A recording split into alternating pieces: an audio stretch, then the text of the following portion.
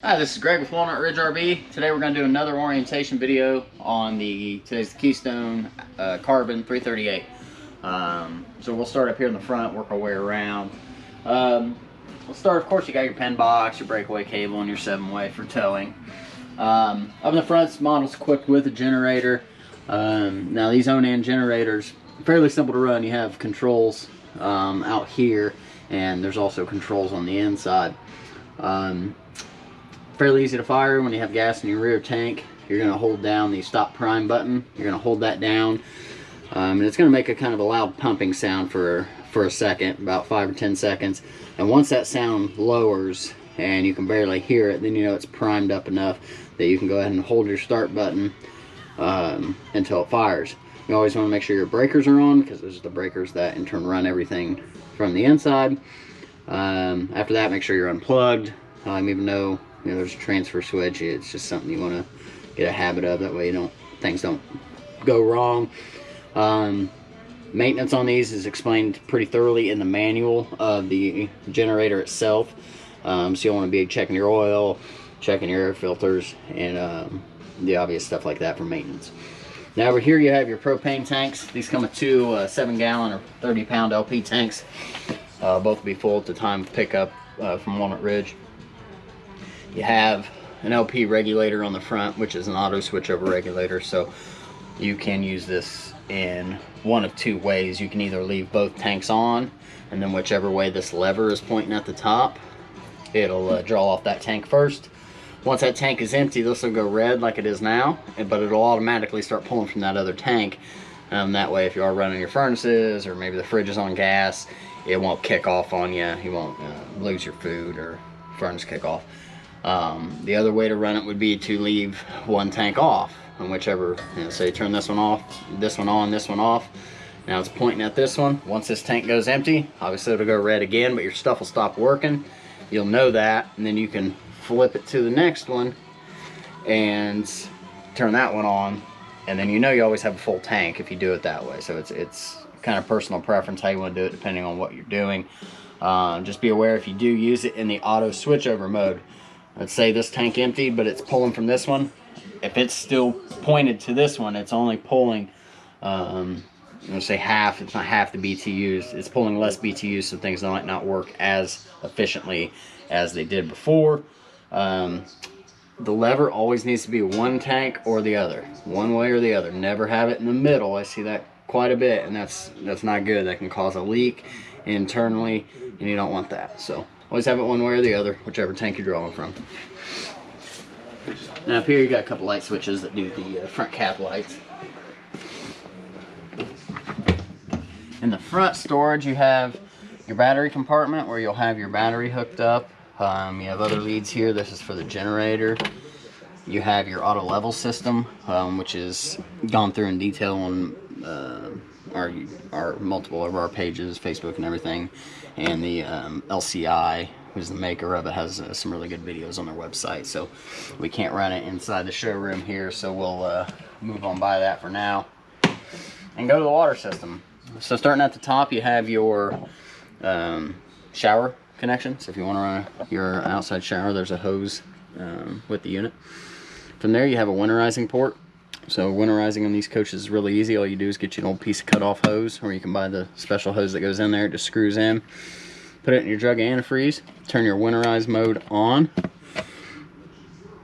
and turn on your water pump from the inside, and it'll start sucking from there. And then you can go to all your faucets, turn everything on until you get pink.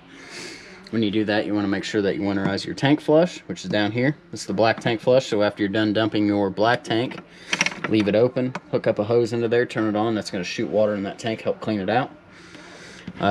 Your city connection and fresh tank fill are all done from one port. So if you want to, if you're at a normal park that's got water, hook up in here, leave this lever in normal flow mode, turn on your, or not turn on your pump, just turn on the hose and go. You'll have an unlimited water supply.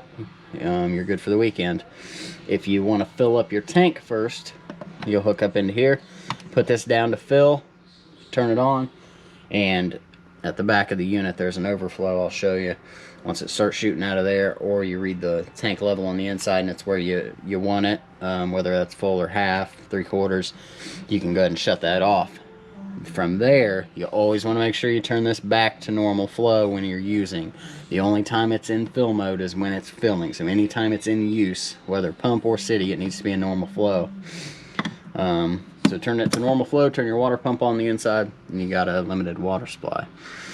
You have a battery disconnect here, which is going to be really helpful if you're, when you take it home, you can't plug it in at the home, but you're going to leave this week. You can go ahead and shut that off. That'll kill power to mostly everything in the unit. That way, stuff doesn't drain your battery in that week's time. Now, your batteries will drain if it's just sitting out, even with the disconnect on, especially in the cold.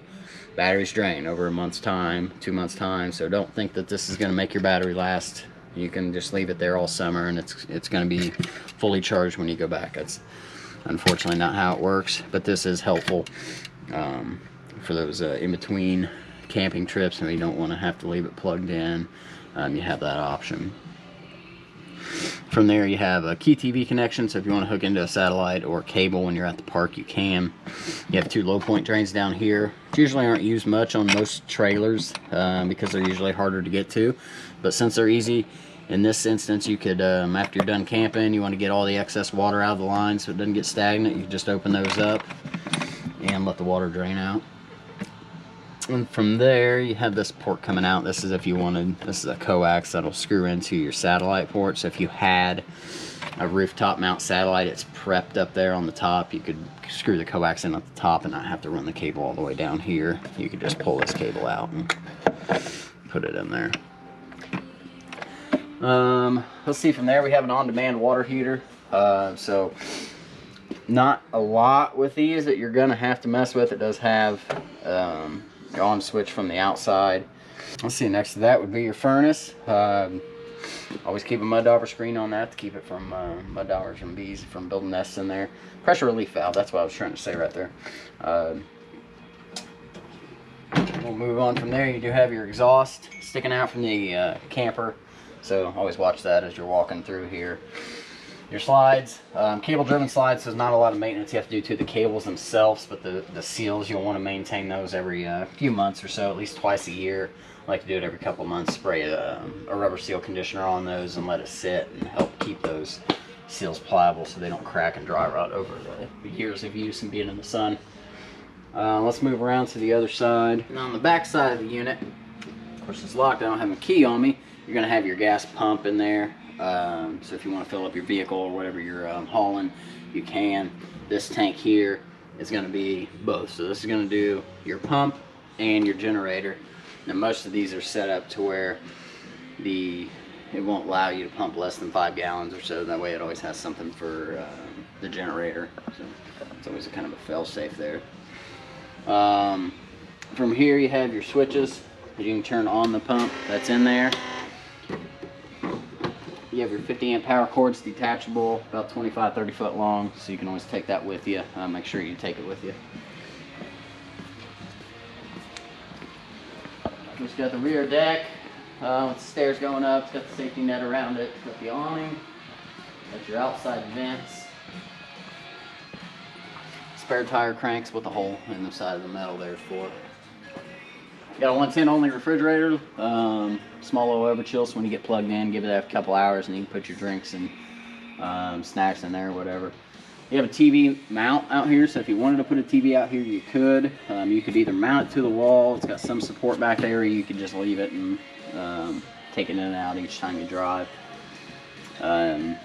Coax satellites in and out, and 110 outlets in case you don't want to use a TV, or if you do. It's got outside speakers. Here you have another couple outlets, and then you have your overflow for your fresh tank that I described earlier. So when you are filling the fresh tank, it will overflow here and you know it's full. That's okay to do.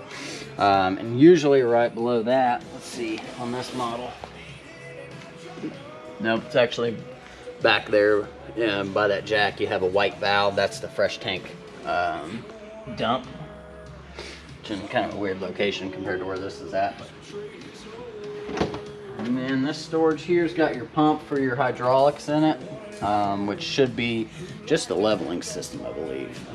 Well, the slides are cable, so something you want to check when all the legs are completely up, like when it's on your truck or something. You can check your hydraulic fluid level. If you ever have to use red hydraulic transmission fluid. Other than that, not too much in here you need to actually mess with. Alright, let's go in.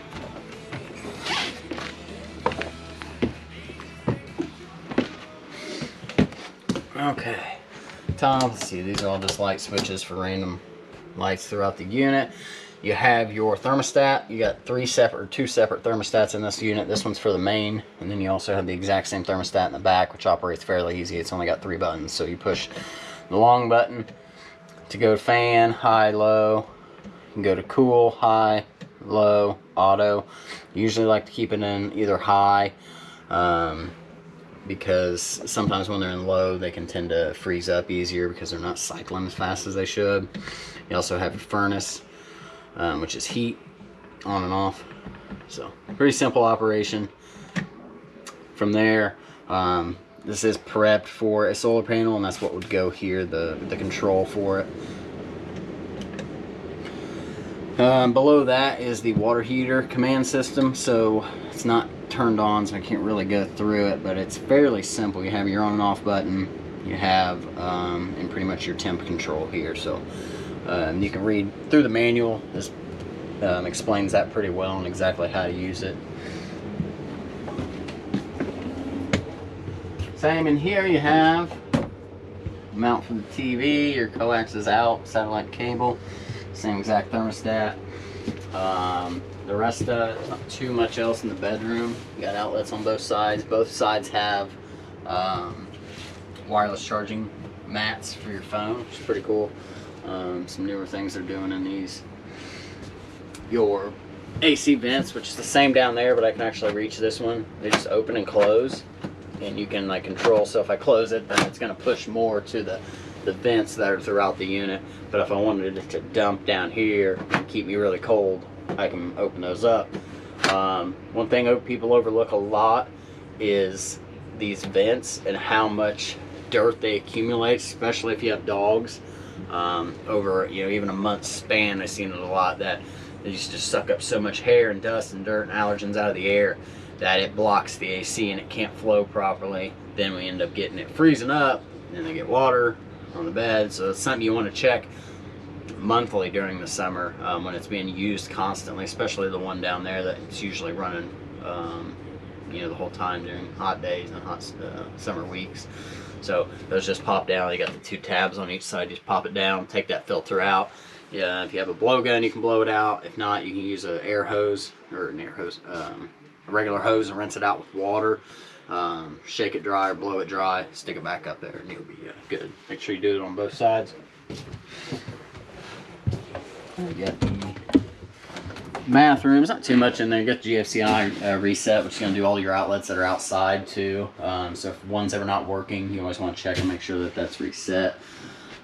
Triple pane sliding glass. Always make sure that the latch is latched before you travel, or those doors won't look as pretty as they do now when you get to your destination. Toilet flush, pretty self-explanatory.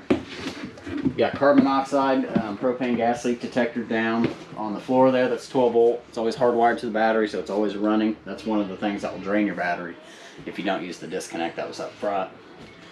Got heated, vibrating couch here. You got lights, you got USB ports. Standard microwave, standard over the stove counter, fan and light. TV's, just like your home TV, it's fairly simple to operate, except you will need to run a channel scan by going through the menu anytime you're using the antenna that's on the roof. So every time you get to a new area, or if you stay in one area for a long time, it doesn't hurt to run it every once a week or something, because you never know how the clouds were. You might not have picked up as much as you could have before, but definitely always every time you get to a new area, because it has to search for the channels in that area. Your radio up there, it's DVD, it's a CD, all that good stuff, USB, all stuff you would expect nowadays on a radio, and they're fairly simple to operate too. got your stove. If you're on cooktops, which I really like that once it's on, it turns red. I think that's probably the coolest thing about this whole system. That way so, the kid didn't come up here and accidentally turn this on and it's barely leaking any gas. You always see, if you see that that's red, that's bad. But how you fire it, if we actually had LP going right now, I just turn it to the flame and then give this a few clicks, and if it's been off for a long time, or it's got out of storage or something, you'll have to give it quite a few clicks and make sure the gas rises up to this area. The oven's the exact same way. You'll turn it to the flame, but you'll push and hold the button in, and then give it a few sparks, and the flame in the back will ignite. You'll have to look and see at the very back, and once the flame pops up on the pilot, keep it held in for a few more seconds, and then you let off, and you can turn it to the temperatures that you have on here, and then the whole bar will light up in a flame, and then from there you can use it. So this light switch does, you've got top just have the blue lights on. You've got the second switch all the way down does the oven light too, and then you got off, and it's still, the red comes on even if the lights are off, which is cool. So, let's see, you've got the pull down sink, got the roll up shower mats, or not shower mats, but kitchen mat, which is kind of cool. Looks nice. Seems to work pretty well.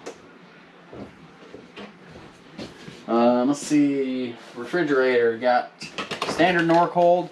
They've went back to gas and electric for this particular model. There's nothing wrong with that. So you've got standard on and off button. From there, turn it on. You can pick what mode you want. You have either auto, which is electric first if it's there, LP second if it's not. So if it's plugged in and it's running on electric, but it gets unplugged or a power outage happens and you're not going to be home for a few hours, it will switch to gas, and that way your food doesn't go bad. And from there you can either go from auto to AC only or LP by just holding through. And then you got temp, you can go 1 to 9. Shut that off, and then we'll go into the back garage. You've got your, I can't do it. No, I don't want to do it in here. They have these locked up right now, but you have your bed control. This is for the awning, the big one, and then this one's your bed control up and down. You have lighting, and then you have a max fan, which is pretty simple. You turn it on. You can, once it's open, you hit 1, 2, 3, 4 to get the fan speed higher. You can shut the fan off, just have the vent open. Most of these all have rain sensors on them, so if you happen to leave it open and you're not around, but it starts to rain, it's going to shut automatically, which is pretty nice. I haven't got that complaint in a while, but just so if you know that if it ever did automatically shut, it might take a while for it to want to open again, because the rain still might be sitting on the sensor and you try to open it, but it pops open and goes right back shut. So that was a common issue a few years ago. I thought I'd bring it up. Washer and dryer connect back here. Usually most people throw a combo in here, but you could do either a side-by-side stackable. I don't know if stackable would work. It might, but it wouldn't be hurt to do a side-by-side there. Let's see, there's not too much on here. You got fire extinguishers by each door, another TV input there, and that's pretty much it for the Carbon 338, and we'll just see you next week.